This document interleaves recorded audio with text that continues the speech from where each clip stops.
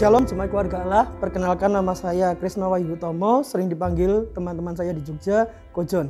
Dan saya saat ini berjemaat di Gereja Keluarga Allah Yogyakarta.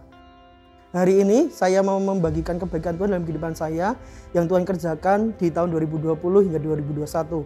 Di mana saya melihat dengan jelas bahwa pekerjaan Tuhan sungguh amat luar biasa dalam kehidupan saya. Hal ini dimulai ketika waktu itu HUT Youth dan Teen Impact yang di kota Yogyakarta. Setelah selesai event tersebut, Tuhan berbicara kepada saya waktu itu, dan saya waktu itu sedikit kaget karena kenapa?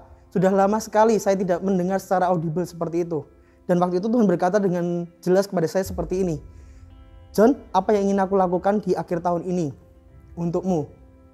Kata-katanya seperti itu. Dan waktu itu saya bilang ke Tuhan, "Tuhan, dalam waktu 2 bulan, apa yang memang bisa Tuhan kerjakan dalam hidupku?"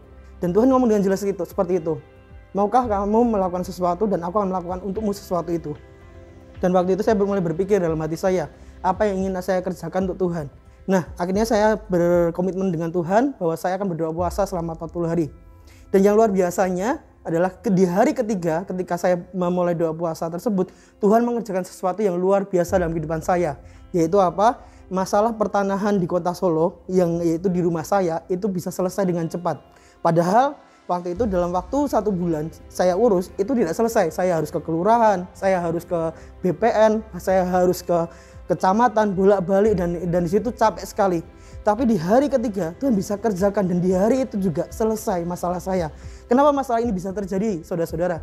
Jadi pada waktu itu ayah saya sudah membeli rumah saya di Solo itu dengan lunas, tapi karena kesalahan ayah saya, yaitu apa? Surat tanah tersebut tidak dimiliki ayah saya. Dan waktu itu developer di perumahan saya waktu itu menjual rumah itu kepada orang lain.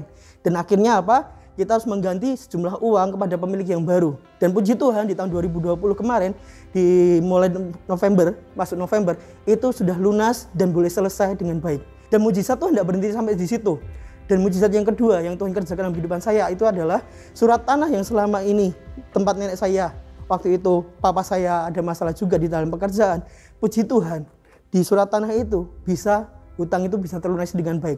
Nah, hutang ini bisa terlunasi dengan baik itu karena ada mujizat yang ketiga. Jadi ketika saya melakukan doa puasa seperti itu, Tuhan begitu banyak mengerjakan sesuatu. Apa itu mujizat yang ketiga? Adik saya yang di kota Jakarta, saat ini tinggal di kota Jakarta, dia ditetapkan sebagai pegawai tetap di sebuah bank negeri di Jakarta. Dan di situ saya bisa melihat bahwa Tuhan itu bekerja secara dahsyat. Padahal waktu ketika Tuhan ngomong ke saya cuma mikir, apa sih yang bisa Tuhan kerjakan dalam waktu 2 bulan? Ternyata dalam beberapa waktu Tuhan bisa mengerjakan banyak mujizat. Bahkan mujizat tidak berhenti di situ. Kenapa mujizat ketiga ini bisa jadi jawaban bagi mujizat kedua? Karena adik saya mengalami mujizat yang keempat. Dia diangkat sebagai pegawai tetap, tapi di akhir tahun di bulan Desember saat itu dia sudah mendapat THR.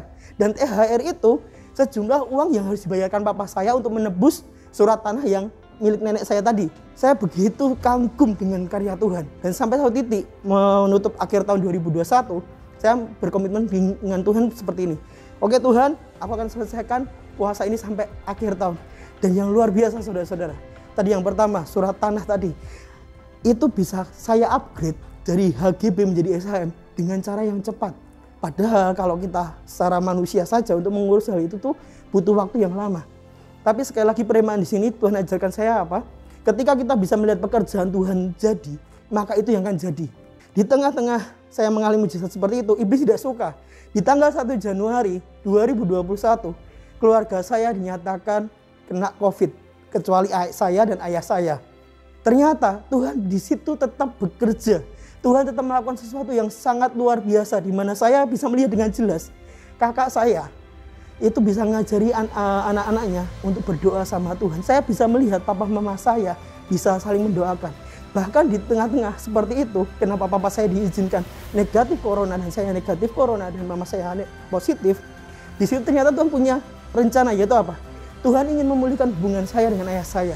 Jadi dalam waktu 1 bulan itu, saya punya hubungan yang intim dengan ayah saya. Dan satu hal yang saya mau bagikan melalui kesaksian ini, yaitu ayat rema dari firman Tuhan di Amsal 3 ayat 5-7. Di situ katakan, percayalah kepada Tuhan dengan segenap hatimu dan janganlah bersandar pada pengertianmu sendiri.